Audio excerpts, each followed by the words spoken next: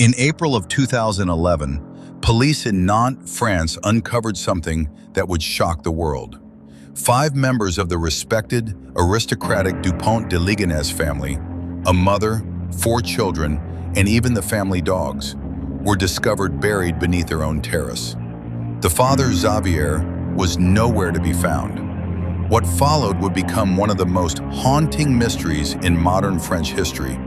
A case full of false leads, strange online activity, conflicting theories, and a suspect who seems to have vanished into thin air. Really quick though, remember to hit that like and subscribe button. It really helps us out. Today we're breaking down one of Europe's most infamous unsolved mysteries, the case of Xavier Dupont de Ligonnès, the disappearance that captivated France, and the murders that continue to raise disturbing questions. Let's start from the beginning, because this story is much deeper, more twisted, and more complex than most people realize. Now, let's tear into it. The Dupont de Ligonnès family belonged to an old French aristocratic lineage. Their ancestry traces back to the Vivarais region in southeastern France, a family connected to bishops, poets, and nobility. On the outside, their life seems stable, traditional, respectable, but behind that image, things were far from perfect. Xavier Pierre Marie Dupont de Ligonnès was born in 1961 in Versailles. His father was a well-educated engineer. His mother, Geneviève, held strong religious beliefs that would later influence many aspects of Xavier's life. Professionally, Xavier was vague. He bounced between business ideas, mostly marketing to traveling salespeople and restaurant guests. Very few of his companies ever succeeded. One business called SELREF was so secretive and poorly documented that even investigators struggled to determine what it actually did. Money was tight. Xavier was drowning in debt. And those closest to him later said he seemed restless, tired, and lost. Agnès Hodanger, born in 1962, was the opposite. Steady, deeply religious, involved in Catholic education, teaching catechism to children at the local school. But in 2004, years before the murders, Agnès wrote publicly on an online medical forum describing the serious marital struggles she and Xavier were facing. She claimed he once said to her, "A group death as a family would not be a catastrophe." It's a chilling statement in hindsight. Their 4 children were high-achieving, well-liked, and deeply connected to their community.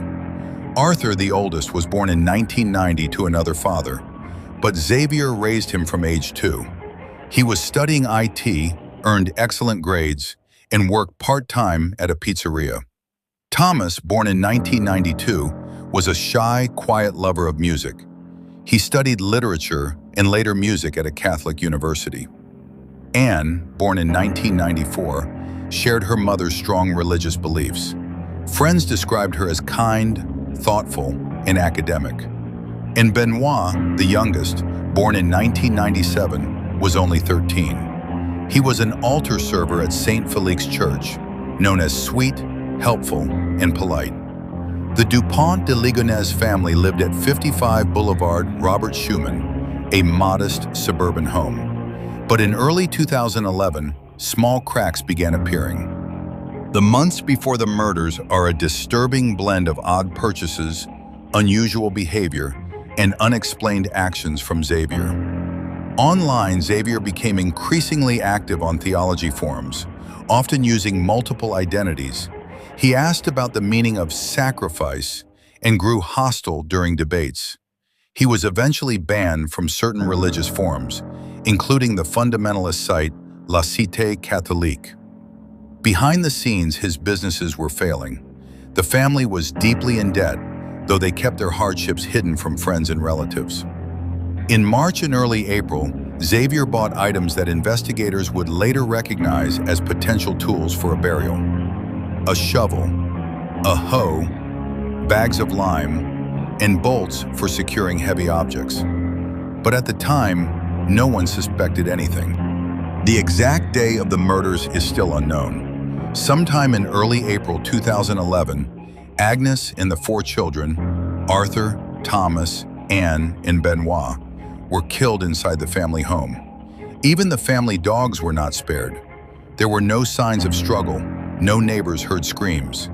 Each victim was found wrapped in sheets, placed under the terrace, and buried in a shallow grave covered with earth and quicklime. Interestingly, the crawl space where the bodies were found was only 1.2 meters high, under 4 feet. To bury 5 bodies and 2 dogs, the killer would have needed to move nearly 5 tons of soil while crawling on hands and knees, in silence and without leaving any DNA behind. It's worth noting, Xavier had chronic neck and back problems. Many believe he physically could not have done this alone. On April 21st, police searched the home after weeks of silence and strange letters supposedly sent by Xavier. The notes claimed the family was leaving France to join the Witness Protection Program for an American DEA operation. Of course, none of that was true.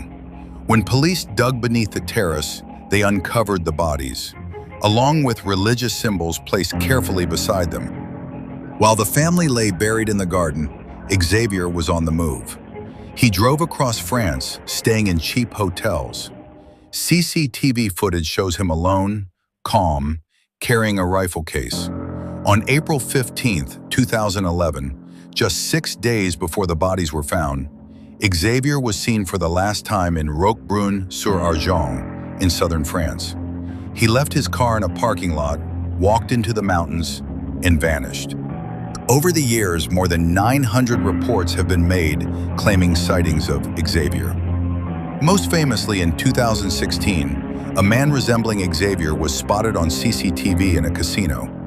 Police rushed to investigate, but once again, the lead went nowhere. Hundreds of amateur digital detectives obsessed over the case, tracing the family's online activity, digging through Facebook posts, analyzing every rumor and clue. Although many assumed a religious motive, a study by Bernard Blandry concluded that if Xavier is guilty, the motive was not faith-driven, but likely psychological and financial. The case inspired documentaries, TV specials, newspaper investigations, and even dramatic retellings. TF1 produced a 2-episode thriller series loosely based on the case. And in 2020, Netflix included the family story in Unsolved Mysteries in the episode titled House of Terror. To this day, it remains one of the most watched episodes of the reboot. Let's talk theories, because there are several. Theory 1. Xavier killed his family and fled. The most widely accepted theory is simple. Xavier committed familicide and escaped into the mountains to start a new life, or possibly to end his own. But no body has ever been found. Theory 2. Xavier had help. Some believe he could not have physically buried the bodies alone. The crawl space was too small, the task too demanding. So did he have an accomplice? If so, who and why? Theory 3. The family was targeted. A much less common but still discussed theory that Xavier was not the killer and fled because he feared he would be framed or targeted. There is little evidence for this theory, but not zero.